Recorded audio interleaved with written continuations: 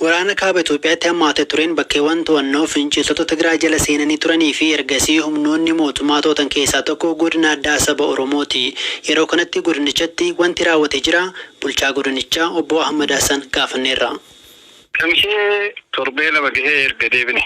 Uummanni keenya yeroo rakkisaadha kan dabarse. Dhaabbileen mootummaadha akka waliigalatti barbadaa'anii maashinariirra hamma waraqaatti saamamanii. Dhaabbileen dhuunfaadhaa kan wayyan kan jedhaman akka waliigalatti haaluma kanaan saamamanii qabeenyi hedduun barbadaa'ee sochiin dinagdee nirtu ol dhaabbatee tajaajilleen hawaasummaadhaa akka jirutti addaan citee haala kana keessa uummanni keenya kan ture. Aanaa meeqa jira godinicha keessa? 9tu jira. Tole, miidhaan kun eessatti jabaate? Miidhaan kun akka waliigalatti gahee jira. Magaalota irratti xinnoo jabaadha kan turaate. Magaalota qofa osoo hin taane baadiyyaa irratti midhaan dhaabbataan osoo hin hafin bakkeewwan walitti bu'iinsillee turaatetti balaa hedduutu gahee jira. Midhaan dhaabbatee gana reefuu haamamuudhaaf eegamu midhaan sanillee osoo hin hafin barbadeessanii jechuudha fuudhanii kan deeman haamaniif fuudhan. Bakka isin hin jirretti garuu keessumaa finciltoonni Tigraay akkasumas miseensonni waraana bilisummaa Oromoo bulchaa haaraallee muuduu isaanii ibsanii turan. Isaan eessa ga'an? Eessa ga'an hin beeknu. Kan ergamaniif faana kan bahees hin dhabamu. Kan hafe immoo asumatti barbaadamee seeratti dhiyaataa jira jechuudha. Waggoota muraasa darbanii hidhattoonni kan mootummaan ABO shanee waamu godinicha keessa jiru jedhanii bulchitoonni naannoo Amaaraa himataa turan. Isin immoo godina kana keessaa hin jiranii jechaa turtan. Egasii eessaa dhufan? Egaa shaneen godina keenya keessatti ilaalchan malee kan hidhatee socho'u hin jiru kan jedhudha duraan kan kaasaa ture.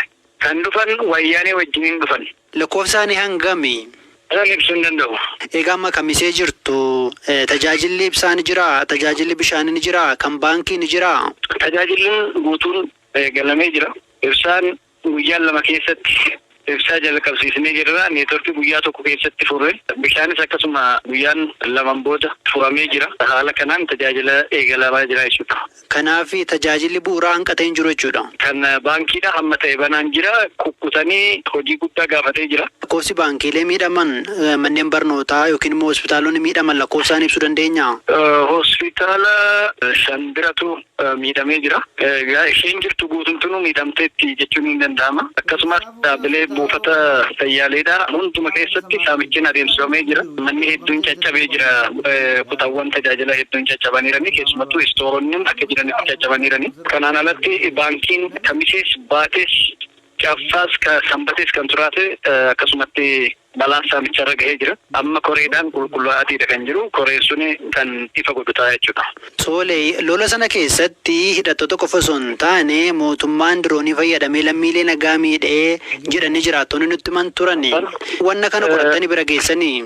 Hamma ammatti effektiivummaa lola keessatti adeemsifameen alatti banaadhaan namni nagaa dhahameen hamma ammaatti hin jiru.